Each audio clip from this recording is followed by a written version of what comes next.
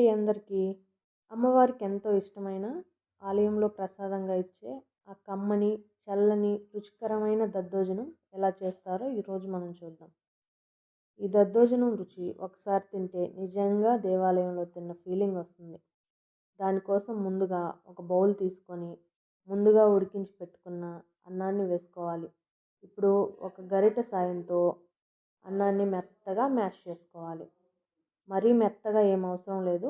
అన్నం 2 ముక్కలైతే సరిపోతుంది. వీడియోలో చూపిస్తున్నట్టుగా అన్నం 2 ముక్కలైతే సరిపోతుంది.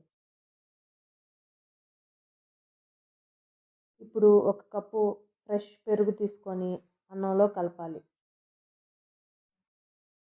గుర్తుంచుకోండి, అన్నం పూర్తిగా చల్లారాక మాత్రమే పెరుగు కలపాలి. లేకపోతే పెరుగు విరిగిపోయే అవకాశం ఉంటుంది. తర్వాత కొద్దిగా సాల్ట్ వేసి బాగా కలిసేలాగా ఒకసారి కలపాలి.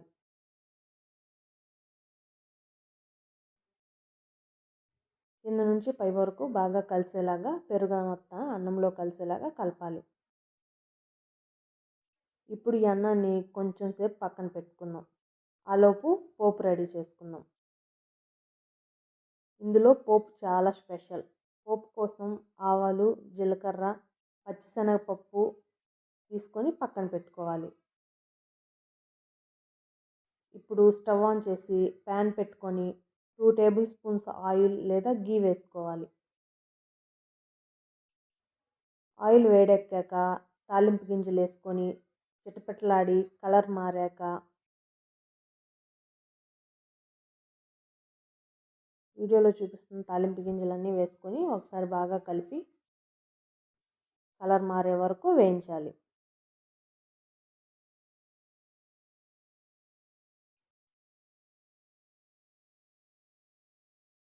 ఇప్పుడు కొద్దిగా కలర్ మారి వేగాక జీడిపప్పు, ఎండుమిర్చి వేసుకోవాలి.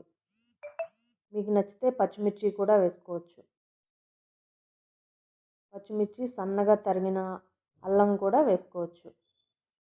ఇప్పుడు లాస్ట్లో కొద్దిగా కరివేపాకు వేసి స్టవ్ ఆఫ్ చేసుకోవాలి.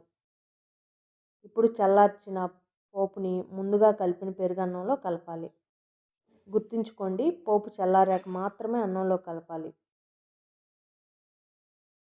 ఒకసారి బాగా కలిపాక పోపు మొత్తం అన్నంలో కలిసాక ఒక ప్లేట్లోకి తీసుకొని సర్వ్ చేసుకొని తింటే ప్రతి ముద్దలోనూ ఆలయ ప్రసాదం రుచి కనిపిస్తుంది. సింపుల్గా ఉన్న ఈ దద్దోజనం మనసుకు ఎంతో తృప్తినిస్తుంది. వీడియో నచ్చినట్లయితే లైక్ చేసి, షేర్ చేసి మీ ఫ్రెండ్స్కి షేర్ చేయండి.